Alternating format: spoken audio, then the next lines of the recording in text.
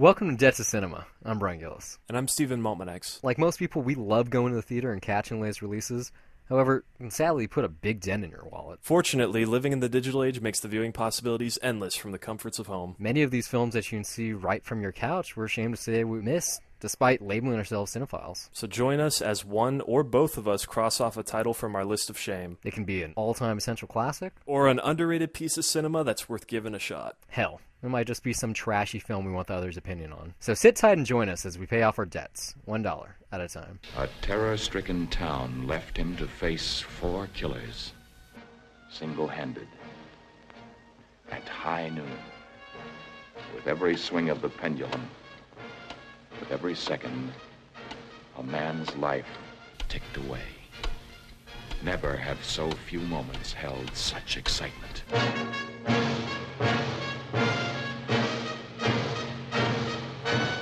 The judge has left town, Harvey's quit, and I'm having trouble getting deputies. People gotta talk themselves into law and order before they do anything about it. Maybe because down deep they don't care. They just don't care. I think you better go while there's still time. It's better for you and it's better for us. For the first episode, this one was your call. It was forever ago, You yeah. said it several times. Yeah, and so this is my first time seeing it, so I'm just curious, what about it made you want to pick this one? Off of your list of shame, I think it's one of the quintessential watches. And I'm sure you know that this film is kind of, not claimed, but described as the Westerns for people who don't like Westerns, which I 100% buy into. I haven't seen many of them. I like the themes, I like the kind of characters, but I think it's a pretty boring genre, and maybe that's just because, I live, in the digital age and whatnot. But I loved playing Red Dead Redemption, but it seems like there's only so many stories that can be told. Like, I love Tombstone, which obviously is based on a true story.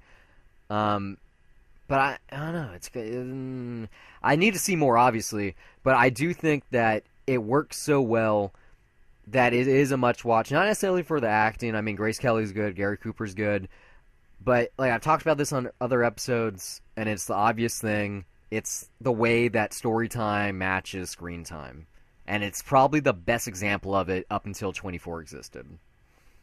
I mean, going back to just what you said about Westerns, for me, I like the John Ford, John Wayne stuff just fine. But Stagecoach and Rio Bravo and that kind of stuff. Yeah, I like it just fine. I can be entertained by it. But, that's not what really sticks with me. The stuff that I grew up with was the Clint Eastwood, Sergio Leone, Man with No Name trilogy. So you like those... Lee Van Cleef in this, even though he had no lines of dialogue. That He first shot. He was the first character you're introduced to, and this is the first movie that he appeared in, by the way. Yeah, with no lines of dialogue.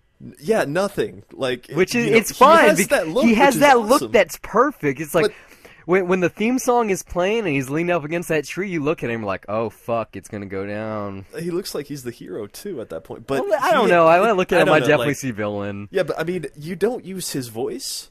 Like Liam Cle- I don't know. Lee Van Cleef, he has His the voice look of a isn't that badass, good. but he has a great voice, dude. I love that voice. It's okay. Okay, but Well, I mean, yeah, those characters, they're not necessary for this film. They were just like guns that were on the side to make the train approach more scary. So he didn't necessarily need lines. Nah, not really. But anyways, yeah. Going back to what you said, this really is the anti-Western. Yeah. It's just set in an old West town, and that's really old-timey that's town all- with yeah, some there's all old their- costumes and horses and guns. You can't really say it's a part of the genre, but it manages to tell its story really well, just in this setting, especially with real time, which that was I'm sure you could probably point out to a different example, back from the silent era, but as far as I know, this is the earliest example of a real time. I mean, obviously film moving. discrediting teleplays, those don't count. Yeah, it incorporates film grammar and cross-cutting with a play's style of real time. It doesn't do it perfect, but no, you it's can always such nitpick and you can flaws, nitpick, though. but it's such a rewarding watch. I still want. I can't do it for many years now, but I want to start this movie at 10:25 a.m. on a Sunday, and it has to be just a very surreal experience, because it will, without a doubt, match up multiple times with your clock. Like, it is gonna happen. Well, first of all, I think you mean probably more along the lines of 10:40. No, Maybe 10:40, 10:25, because the movie is 80 minutes. I believe it Unless begins we are around. watching a different version. I believe it begins around 10:25 a.m. because the train approaches at noon, and there's about, or maybe it's 10:35. There's about an hour and 10 minutes before the train approaches. Well, the movie's about 84 minutes long, so you'll be done watching the movie before noon if you do that. But I mean, not it. It does. It's really well edited. Like, it does follow that time. No, you're right. pretty Yeah, close. it's 85 minutes. Yeah. Yeah, but I mean, what I really like though is just Dmitri Tompkins' score here. I really like though how it's it just keeps overused. cutting back to the clock, and it's and it's just that that simple, like just that tick, like of the notes. I love how that just keeps the tension going. No, the theme song, that's a different thing. I love the theme song. It's really good. That first, the way it opens with those opening credits, like, it works really well. It's just the problem is they use the theme song every 15 minutes, I would say, 10 to 15 minutes, especially towards the middle. It every time. They use it every time that Kane is alone, which all it the does time. work there, even though it's basically just a song that's basically speaking for his thoughts, which is fine. That's kind of a cheat. I personally I don't like it, but I think it works. I think the song is good enough that it kind of makes up for its misuse. Because I could totally see during the early 50s that this song was all over the radio. Oh, not only that, I mean, the funny thing is that this song was a hit before the movie even came out. It was put together. It was put together for the movie. Yeah, That's cool. But like they basically that was just publicity for the movie. People knew that song and it was popular. That brought in more people into the theaters. So that's, in a way, this is kind of the first example of a movie to have a major theme song play beforehand. Well, obviously, its success is why they edit it in all the time. I mean, yeah, this as far it's as kind of like what was we were the first talking about on example. Sunday with James Bond. So I think it's on AFI's one of the 25 best greatest scores. best theme song type thing. I wouldn't go that far. I think the score, it really works well for the movie, but I don't know. Personally, it's doesn't not stand that alone. memorable to me. No, it's a very good, very effective score, and it helps the movie, but it's not that great. But I mean, I think when you're talking about westerns, like, the biggest takeaway for me is that I like the drums and the epic sounds and but I mean, like, just the feel of the narratively- West. Yeah, I mean, this film doesn't have that feel, so It's not just the anti-western though, like, in a lot of ways, in that it really doesn't follow the formula either. There's nothing, the guy's not heroic. He's not the John Wayne type badass. He's just it's not the tragic hero or the fall from grace or the hooker with the heart of gold or any of what you're accustomed in the genre. Yeah, I mean, Gary Cooper is not really an action star.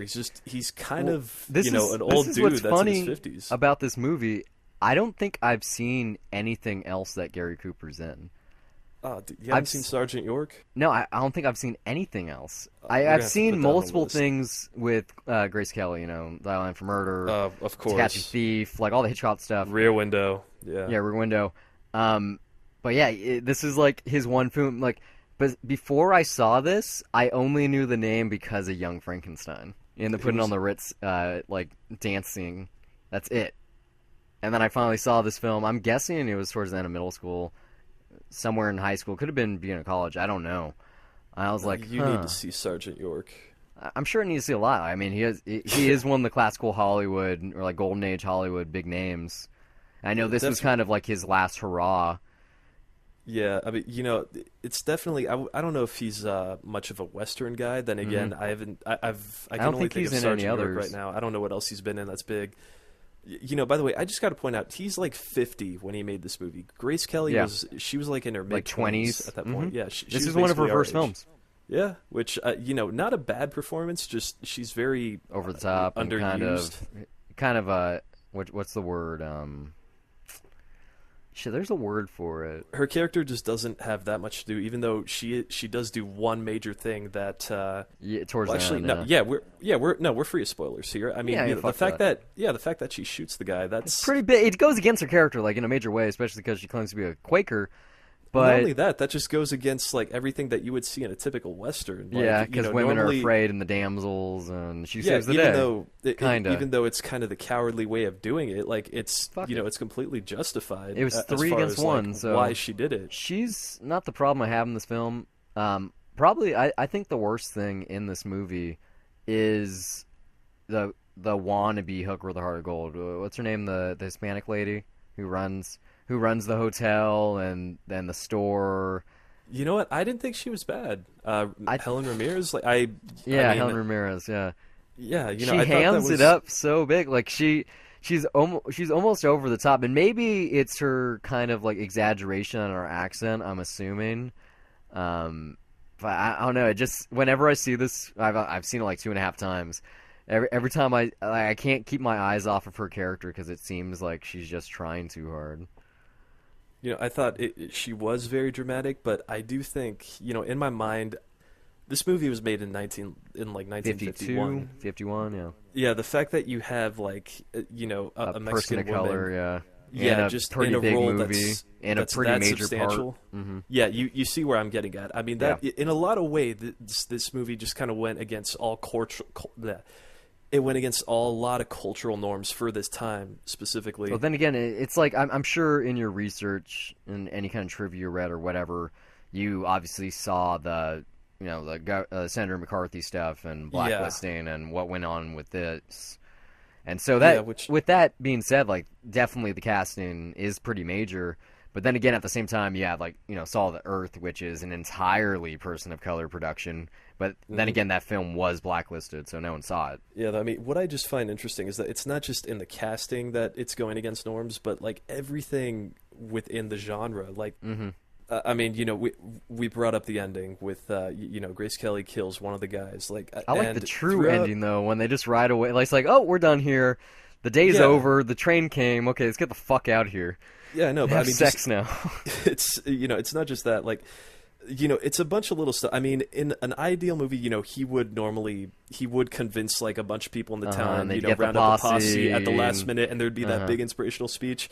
And there are moments where you think, oh, he's gonna get somebody. He's gonna get happen. somebody. And it's in the always church, no, you like, think it's gonna happen. There's even, I love that, it lingers on the shot of just one guy that's just sleeping in a jail cell, and just in my mind, I'm thinking, you know what? Like the one bit of comedic relief in the film. Yeah, it's like, I think, okay, this guy's a badass. At the last minute, he's going to get brought up, like, we're going to learn more about him, and he's probably going to stand alongside Gary Cooper in the shootout. It's like the right Gene before he Wilder goes role out, he in just Blazing lets Saddles. him go, and you just see him, like, totally drunk, asking if the bar's saloon's open. Yeah, and it's just like, oh, no, he's going out alone. Like, there's nobody to help him. If Kane was a bad character, if he was a bad man, you'd almost expect him to even take the 14-year-old, because he's obviously desperate. Like, he's an old man, he's out of his game, he's obviously losing the will to fight for justice and be a marshal, and that's why he's got a wife, and that's why he's planning to leave. And so you'd think that he would just let some kid grab a gun and help him out. Like, that's how it would work in any other Western. Well, yeah, there'd be some kind of scene where he teaches him how to shoot in the back or whatever, and then he's set to go, and he's like the grade A deputy.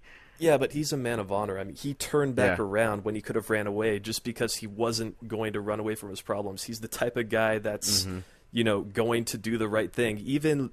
Like, especially when they're in that shootout in the end, and he's running around. Like, this is how, like, this really struck me, is that just a little thing when they throw the lantern in the barn and it sets on fire. And he lets the horses go. He takes his time to free the horses. Like, this is a guy that is just going to do part everything of his he can to do the right thing. It did benefit him, but I mean, still, like any other person probably would just freak out and run. Part of his code is just to, do the right thing. Like, I think, this is actually a scene I want to bring up, because this is the main takeaway for the movie for me. It just what the entire point of the movie is, and it's why I think it's a very, very cynical film. It's the scene with Lon Chaney Jr., who plays the former sheriff. And, like, as he's trying to round people up, he has a talk with them, and, the guy's not going to help him, and they kind of talk about just how no one in the town really gives a shit. He says, like, people got to talk themselves into law and order before they do anything about it, probably because they just don't give a shit. like whatsoever. And I find that that's very true in a lot of ways, just in the real world, that people don't really take up on a cause or do anything like seriously until it becomes really mainstream. Well, more so now than ever, especially since and I mean, it's just saying one thing on the internet means that you're an advocate. Yeah, I mean, it's just like it's that's why it's hard for me to like really embrace like all the great things that happen when people just praise it on Facebook, because I just wonder if they ever really give a shit. Probably not. I mean, I have this mentality where a lot of people out there donate to whatever cause, whether that be blood or money or time, whatever. Like tons of good people out there. You're no longer a good person when you have to publicize that you did a good deed, because then you're not doing it for yourself. You're not doing a selfless action. You're not trying to help someone. You're trying to help yourself look good. It's the same thing as when you see a politician, worked at a food bank after they made a flub on TV. It's making up for something. It's kind of some karma injustice. It's tipping the scales. But you're right. Like in this movie, it's very cynical. Like I said earlier, the church scene. It's literally split down the aisle. You have the people on the left when they get in there that are fully for Kane, like, yeah, let's get the posse, let's go, we don't have to hear shit. And then you have the people on the right, they're like, what? Like, I don't like this. He's not even supposed to be here. And then his presumably his best friend even turns his back on him and says, you should have just left town. You think he's going to stand up for him, and it's like, yeah, we're going to lose everything. Yeah. So what you should do is just get the fuck out of here. We're going to take care of this later. I mean, it's not. I don't think it's necessarily that they're ungrateful for the work he did over the last 5 years in their town, but more so that he said that his time was done. He made up his mind. He wanted to leave, and so he shouldn't be there anymore. And if he wasn't the good man, then he wouldn't be. And most people would leave, and that's why there's just that. It's the tale of an honorable man. It still has that Western angle to it, even though it's not necessarily it's just a not Western. The way that an audience wants to see it. It could be any time period. This could be any setting. It could be any character. If you still have the same premise, which is adapted from a magazine story, the Tin Star, it could be anywhere. We were talking Max Landis' story about in the ghetto with in the riots. I think that would work really well in this landscape, especially with what's being made or trying to be made in studios. I don't know if his script is good, but the concept that he put forward could definitely work. Because this movie, even if you take away the real-time element from it, still has a very good story with great performances. It's just when you add how time is relayed and used as a plot device, it just pushes it over the edge. It makes it something special. It takes it into the stratosphere of necessary watches. Absolutely. I mean, I really, I can't. My experience just watching this movie, I just can't get over how, it is very cynical. It just kind of makes you realize how awful and selfish good people can be. Mm-hmm. We like to think that we would stand up for the right thing and do something. I mean, even, right as he's about to go, he has Herb saying, hey, buddy, I'm willing to help you out till the end. How many people you got? Mm-hmm. And it's just like, oh, it's just you and me. Oh, well, you better get more. And at the end, when he's just ready to go, he's like, oh, did you get anybody? No. Oh, well, that changes things. I got a kid. You want to back on me? I got a wife. You see, no, I got to back out. It's like, and he's just kind of nodding like, I get it. And he keeps on making excuses. I love that touch. Gary Cooper just looks at him like, it's fine, just go. But he keeps talking to make himself seem like he's not the bad guy, like he's not selfish. And it's just, I think it's, in a lot of ways, it's the same thing in so many different ways that you can apply it. It's just because it just shows you that deep down, when people are afraid, they're going to do everything that they can just protect themselves or whatever it is that they care about, but they're never going to stand up and really fight for something in the face of potential death. And it makes that ending just so much more beautiful when he just throws down that Tin Star and he's like, yeah, fuck this place. He works his ass off there trying to clean it up, and in the end, it's, it doesn't seem that worth it. It's almost what I like to imagine what it's like, to be president, and then when you're finished with the job and you just leave the White House, that's kind of how I imagine how whoever's the president like at the time just kind of exits office. Have you ever seen Like, the in a way, before and that's after kind of- photos of presidents where it shows what they look like before office and after?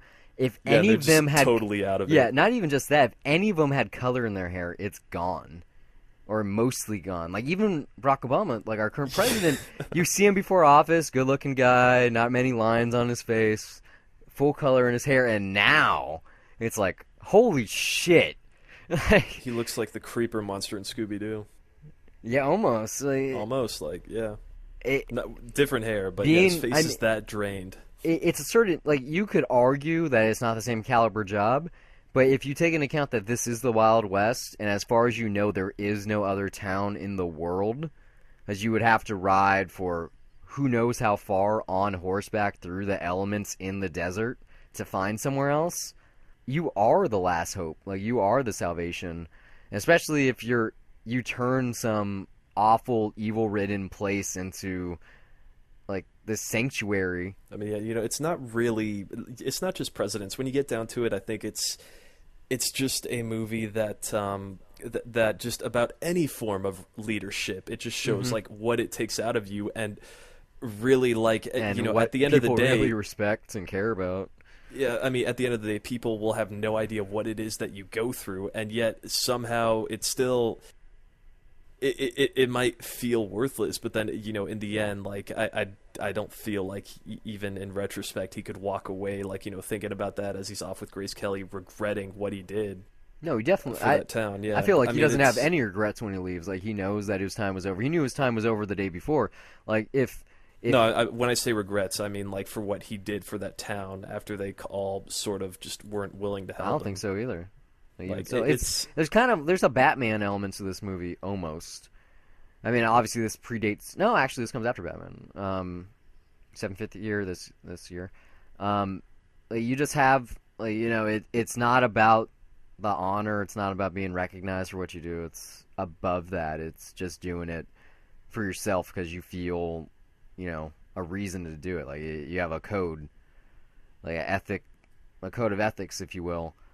And so he gets rid of the cow. Like, he leaves the mantle, and he didn't care. Like, it wasn't him. It was his job. I mean, obviously there was a part of him in the job, and I think there's a really good juxtaposition in that scene when he's with the judge, and he just packs up shop. He just closes up. He's like, I got another town. This is my first town. I can do it again. I'm a coward. It doesn't matter. Let's go. It's like he's got nothing to lose, really. I mean, it's but it is just people serving themselves. But I mean, it's really just kind of, it's a tough world if you want to do the right thing. I mean, and the old sheriff kind of just hits it on the head, where it's like, yeah, if you're honest your whole life, you're just gonna kind of die in the dirt alone. In a way, I mean that seems kind of, I don't know, that seems kind of true. I'd like to believe that karma will be in like my favor, but like I don't know. I saw this for the first time, and I guess an entire point of doing this podcast, like, to me, is like is being exposed to classics for the first time that I know I should have seen, but looking at it without having all that like historical significance and just taking the movie like for what it is. And for me, it's this is what that movie just kind of got me thinking about, is like, what is the value of doing the right thing necessarily if it's going to go unappreciated, and even then, is it still worth doing? And that's really the main takeaway for me. I really appreciate seeing that, and I think you can find so many other things. Like, it doesn't seem as apparent on the surface, but then you think about it later, like after the fact, there's just so many things that you could appreciate from a technical level. I mean, it's so difficult, I would imagine, just to script this movie.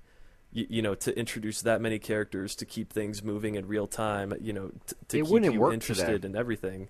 You couldn't get this script greenlit. There's no way you could, because think about there's very few real time or close to real time movies, or rather films where screen time equals story time. Like, off the top of my head, I can think of Al Pacino's 88 Minutes. 88 Minutes. Nick yeah, of Time with Johnny Depp.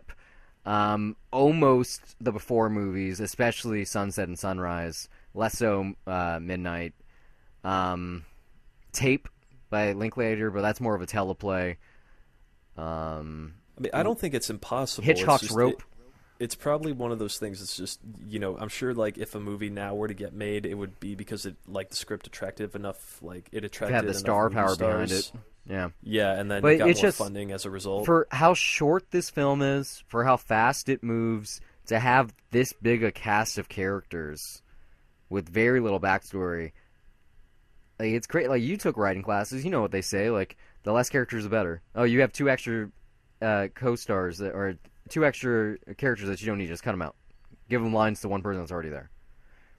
I mean, this functions more like a stage play, though, when you think about it, rather than Yeah. a film. Which and Definitely. it's I mean, for the sake of writing, like, the stage, they're typically just loaded with a bunch of characters. They have to be to really sell you into that world. So it's not like that's not cinematic at all. I mean, that could work. It just I don't know. I guess it seems. I can see why that would be more of a risk. I just think it's stupid to think that it is. I don't feel that way. It's just, I know what's taught, like what's preached. And maybe that's just from a money standpoint.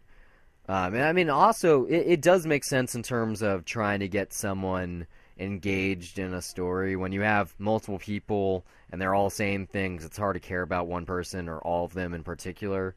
That's why sitcoms work so well, because you establish these 5 to 7 characters right away, and then it's their escapades forever until they die, or until we die. Who knows? So I don't know. It just, things were different when this film was made. I just can't see this happening now, because look at those examples I gave. I mean, that's not all of them, but it's a good amount of them. You could include 12 Angry Men in that as well. Most of these films have, 2 to 12 characters max. Like 12 Angry Men, it's those 12, and Before Sunrise, it's those 2, basically. It's hard, or not hard, but it's rare for a cast this large, and it's not an outlandish cast, but it is pretty uncanny that this was made. And almost as crazy as that is that this lost DeMille's The Greatest Show on Earth. Have you seen this film? That's a great movie. It's not honestly. a bad movie. It has a huge scale to it. That train crash looks is great. excellent. Yeah, the train is good. All the animals are good in it. We talked about like Water for Elements the other day. That's the unofficial remake of The Greatest Show on Earth. Sure.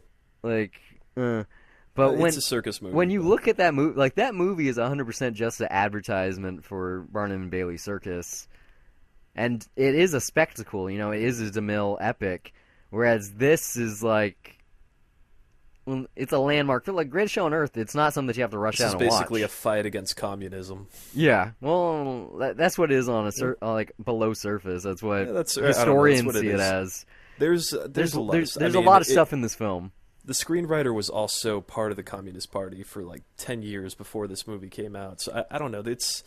That argument is all over the place. Like, and I'm not really interested in it. I mean, I kind of do wish that they were able to get John Wayne though instead of Gary Cooper, because I think that would have made it a far more interesting film. Probably just because of his film canon. Yeah. Yeah, just given his stature and just seeing like instead of him just being stoic the whole time, just seeing him break down, it like obviously he was very against doing it for like because I guess he found it un-American. I can't be Pinkos.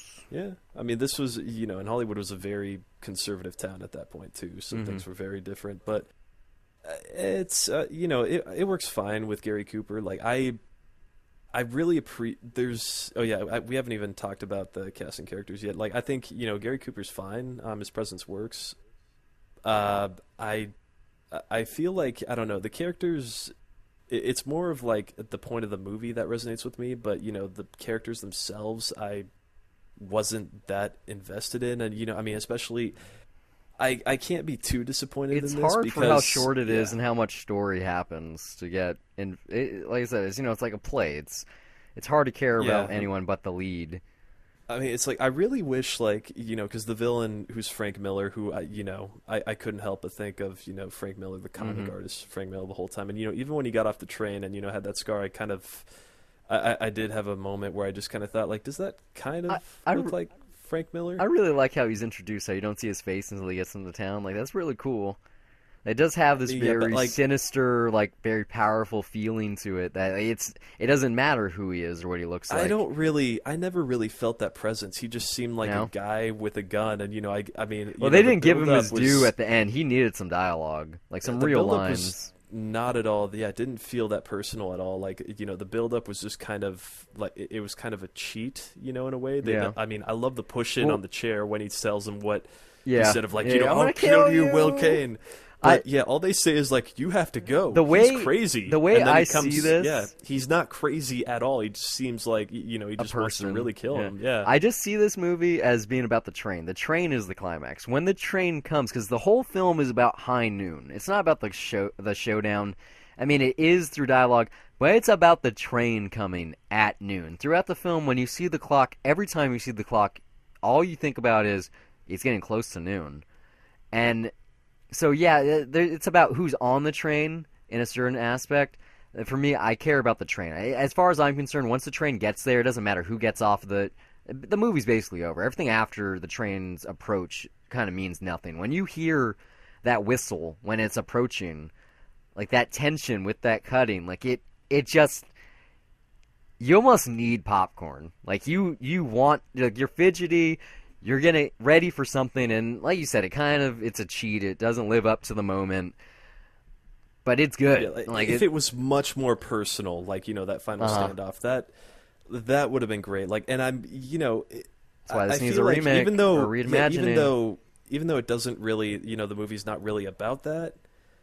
I feel like it would have made it a lot stronger. Like, for you me. could, like, if you want to make this in the 90s with the riots thing, make it a Greyhound bus. You want to make this now, fucking make it an Uber driver, and the whole time the protagonist is looking at his phone and seeing the If tracking you want to make on this where now, the Uber is. you can just make it a plane. I mean, No, I'm or tired. something. I'm tired of the plane wouldn't work. Okay, I don't want to see that. I'm tired of plane movies. I think the Uber thing would. Uber doesn't arrive on a schedule, so it's, It does. You know, they can well, kind of arrive you whenever can, they want. If you're on the app, you can do live tracking of the car. So someone You could just say, like- his right hand man who's in the town could just say, "Bitch, she's approaching in 45 minutes. I got the tracking right here." And then they could do, like, you could cut to him instead of being at the train station in their house looking at his phone going, "I can't believe he's not here yet." And they're like playing No, video you know games. what's more badass? That it's just, how about just a villain that's just driving, you know, straight for him and it's just like, hey, I'm coming for you. He's not sitting back and waiting or anything, contemplating. He's just straight up coming for them. So you get That's you get intimidating. sequences with where you see Yeah. the villain in his car. You Yeah, don't think I that don't would know. kind you of get word as, like, degrade they his pass power? from town to town or something. I don't know. Just but, like what you- extreme close-ups of either parts of the car or his eyes, but you don't see the whole thing. Yeah. Because the power, Yeah, I mean, as far as I'm concerned, the power of the Like, of the that's train is build-up. that you You don't have to know. deliver Yeah, on that, you but- don't know who the man is. You don't know anything about him. Yeah, other kinda than like, he's crazy. they- You have to go. They do like I think you can make an argument that The Last Stand is like it kind of uses the same concept in a certain way. The Schwarzenegger movie when the guy shows up in the Corvette finally, like obviously it's the more over the top action version, but yeah, like it has like a similar ideas. You know, you got this bad guy who escaped from prison and he's trying to go to Mexico, and obviously it's different. As it has Yeah, no, more it of a came out a story couple going on. years ago. But yeah, that when was like, a fun movie. It's like his approach finally getting there, finally getting there, and then you get that final showdown, and that showdown lives up to the whole movie. But yeah, the movies. If Arnold's movies were all like that, then he wouldn't have to rely on China for his Yeah, like, box that office was- receipts to be good. That was a real comeback. Like, I wish that movie. That was did his so real much better, movie. 'cause that movie Yeah, was so. Yeah, that Escape was so Plan good. was shit. That movie that pissed me off. It was okay. I was like the I height. was. The okay- I caper was okay wasn't with it, good. yeah. It was. No, I mean, it's an airplane movie. It's okay. yeah, like it. That's how. Yeah. Well, Last Stand, you can put that on anywhere. That's just, Oh yeah, hell yeah. Like. I don't really have any more talking points. You kind of ran the gamut. You got anything else? we kind of went through a lot actually. I mean, yeah, just in closing, like, I'd hate to be the echo chamber that everyone else is, but yeah, no, I thought it was a great movie. Aside from just okay, the way that it's written, and edited, everything's happening in real time. I really did like how the score added to all that, but I mean, really, just it got me thinking on a deeper level than that, which I really appreciated. And it's it's nice to just see a Western that really went against all expectations. Like, I really don't want to call this a Western, but I guess technically because it is. It's it's called that, yeah, and guns, yeah, and sheriffs. Yeah, like it's got that, but it really is the anti-Western. It goes against everything of the genre, and the story could be told in any other way, but it was really nice to see something different that just didn't follow any of the tropes. Yeah. That I was familiar with, and I think it's definitely a great movie. It's really worth checking out, especially if you haven't seen it yet. Yeah, this movie. I mean, it's obviously I'd buy that for $1. It wasn't as good the second watch. I think a lot of the impact for me was on that original viewing and experiencing it for the first time and not knowing what was going to happen and just seeing the clocks. To be honest, just because it's even in the background, like the watch repair store and like in the office, but the camera's not necessarily panning up to it, because it at a certain point, like it starts becoming almost like a gimmick. But even in passing, like you think about it, you're like, how the hell did they do that? Because the clocks aren't stationary; they're moving. Like they do some extended cuts, like they're not cuts, but some extended shots. It's like, how many did you have to do? I haven't noticed that. Like, I haven't seen it enough times to really catch on to that. Rewatch it. Really, like, that's time great attention to detail. I just watched the clock, and they towards the end when the train is getting closer, they show it. But during the fight itself, obviously time doesn't matter. But like this would work so well in the modern era with like a wristwatch. Because it could be all the time, and I didn't see 88 minutes, but there's other shit going on there. don't. I don't want to. A better example, or not a better example. Another example of real time is pay booth or phone booth with Colin Farrell. No clocks in that, but there's a phone call the whole time, so it's real time. That works better than 88 minutes. Like 88 minutes, like the only way that Al Pacino could have gotten around is if he was a teleporter. I know nothing about that movie. I just know there's like, he's going to die in 88 minutes, or there's a bomb that goes off in 88 minutes, or something in the film is actually longer than 88 minutes. I know that. Yeah, don't watch it. Yeah, I don't intend to. It's Al Pacino in his later days. No thanks. But yeah, this is... I'm going to call this the real-time genre. It's not a Western. It's quintessential because it did kind of invent what it is, as far as I know. Well, thanks for listening, guys. I hope it's been a pleasure. If you enjoyed it, you can find updates and when episodes go live on Facebook and Twitter at Dollar Reviews. You can follow me personally on Twitter at Brian Gillis, that's BryonGillis, and also under the same name on the lovely site Letterboxd, which acts as my film diary, where I rate the films I watch on an almost daily basis, write the occasional review, and even sometimes compile lists. You can also find me on Twitter at S_MTX, and also follow my film diary at letterboxd.com. My username is also S_MTX. There I log everything I watch and sometimes write brief reviews. If you'd like to contribute some talking points, maybe send us a film or two that you'd like for us to review, or just some feedback of any sort, you can do so by sending us an email to dollar.review@gmail.com. And if you want to hear more of us, you can find our entire archive at dollarreviewspodcast.wordpress.com. We're also on iTunes, where you can download episodes and listen to us anywhere, and you can also hear us on SoundCloud and TuneIn Radio just by searching Dollar Reviews. Until next time, keep the change.